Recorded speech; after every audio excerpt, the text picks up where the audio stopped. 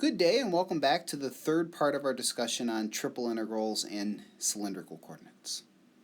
In this video we are going to investigate one more example involving cylindrical coordinates. And a problem that is very realistic for us to encounter could simply be evaluate some given triple integral. And if we wanted to do this directly using Cartesian coordinates, we certainly could do so. But I'm going to note it probably wouldn't be as efficient as it might be in another coordinate system. And to walk us through this problem, we are going to investigate it in two parts. First, for this triple integral, we are going to sketch the solid of integration. Once we have that solid of integration sketched, we will hopefully note it's much more convenient in cylindrical coordinates. So remember, in terms of an triple integral, we think of an outside double integral and then an inside single integral. In terms of our outside double integral, we have some region D that we are interested in. And note for this region D, we have the y values be between -2 and 2, and the x values between minus the square root of 4 minus y squared and positive the square root of 4 minus y squared. And hopefully at this point, your intuition and your experience are starting to recognize these regions. This is describing for us something circular, and the reason I would suggest it's something circular is the equations bounding us in that x direction would be the left half of a circle of radius 2 centered at the origin and a right half. But let's walk our way through this completely. Our y values are going to vary from -2 to 2. And then for a value of y between -2 and 2, we need to think, how do those corresponding x values vary? We're going to be restricted to lying in this horizontal strip. We are bounded on the left by the smaller equation in terms of x values. So x equals minus the square root of 4 minus y squared. And we're bounded on the right by the right half of that circle. X is the positive square root of 4 minus y squared. So for this arbitrary y value between -2 and 2, the corresponding x values vary along these horizontal lines. What we need to think about is, how do we go from this region D occupying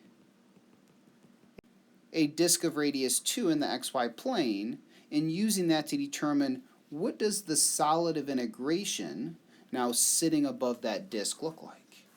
And in this z direction, our limits of integration are telling us that the z value is bigger than or equal to the square root of x squared plus y squared, and it's less than or equal to 2.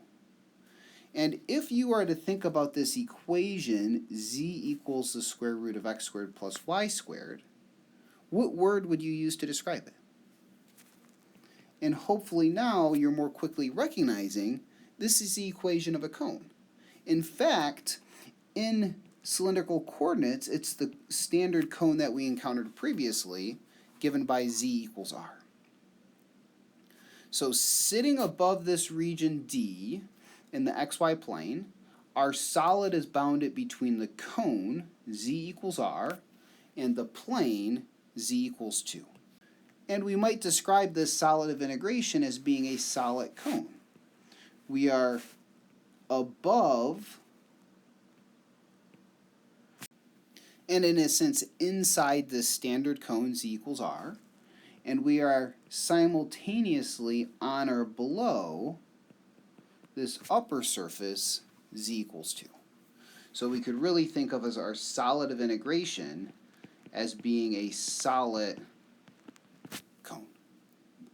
So let's go ahead and take our triple integral that we started with above and write an equivalent triple integral, now in terms of cylindrical coordinates.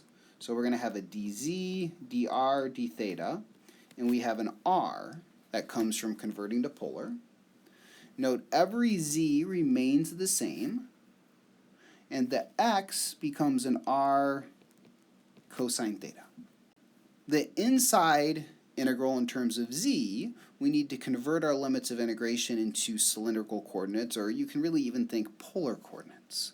So we describe that bottom surface as being z equals r, to the upper surface z equals 2. Looking at our region D, let's go ahead now and make the observation that in polar coordinates we have the r values between 0 and 2, and the entire circle, so the theta values between 0 and 2 pi. So we really now see this is an ideal scenario for us to use cylindrical coordinates.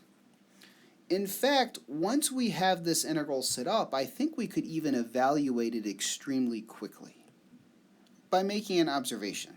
What I want us to observe is that the cosine theta that we see inside is a constant with respect to z and a constant with respect to r. So if I was to go ahead and just pull that out, for fun, we have the integral from 0 to 2 pi cosine theta, and then the rest of the integral we kind of just cut and paste down. So we'd have an r squared z dz dr d theta. And what I want to observe is that this double integral inside is going to be a constant. Once we evaluate that double integral inside and it's a constant, we could in a sense pull it in front of the integral involving theta. But if we were to integrate cosine or sine for that matter from 0 to 2 pi, what do you get back? And if you said 0, I agree. And note, the problem asked us to convert to cylindrical coordinates, which we have done in the first line, but just for fun we've made this additional observation so that I can also note that this resulting cylindrical integral truly is much simpler to evaluate than that original Cartesian integral. For now, this completes our discussion of triple integrals in cylindrical coordinates.